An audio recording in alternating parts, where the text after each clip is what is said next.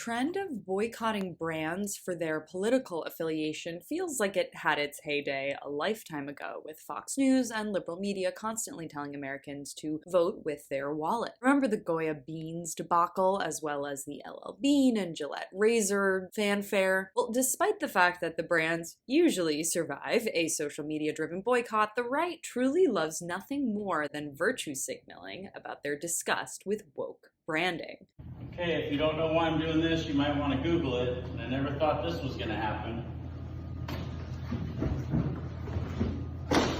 Out with the Bud Light, in with the Coors Light. And you might want to figure out if you want to do the same.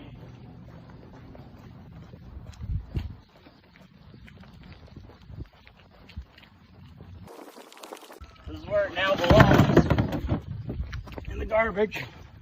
So what happened basically was that during March Madness, a transgender social media influencer named Dylan Mulvaney shared a post on Instagram promoting Bud Light's March Madness contest. Mulvaney is sponsored by Bud Light, and you can guess what happened from there. Hundreds of right-wing beer drinkers pounced on the announcement and grew infuriated, including people like Kid Rock and Caitlyn Jenner. In a follow-up announcement, the corporation that owns Bud Light said that, quote, Anheuser-Busch works with hundreds of influencers across our brands as one of many ways to authentically connect with audiences across various demographics. And this is the crux of this issue and why these brand boycotts are so stupid. There are so many consumers in America, and now that we live in a globalized, corporatized world, these mega brands serve quite literally millions of people, and thus billions of political affiliations. Dylan Mulvaney is one of 100 Bud Light influencers. Who cares if you don't like this one?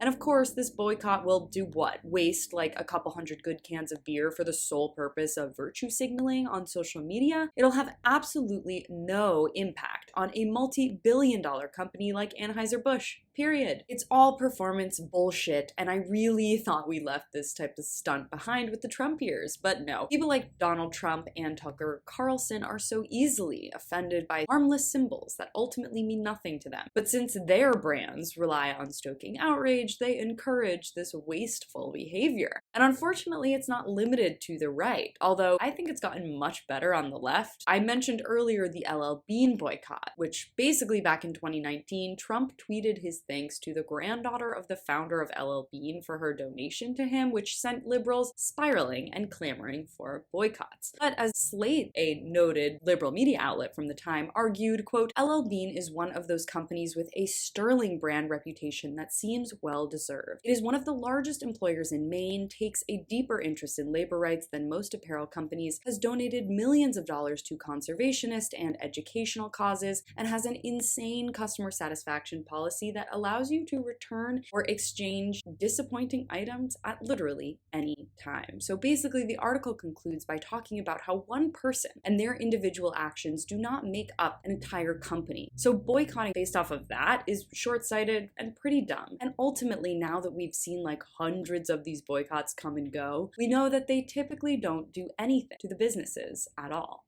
If you want to see more of my coverage on the breakdown, stay right here. You can watch my latest video on Carrie Lake blowing up her entire grift by clicking on the link in the description box below. Thanks so much for watching. You can follow me on all platforms at Caro Johnson.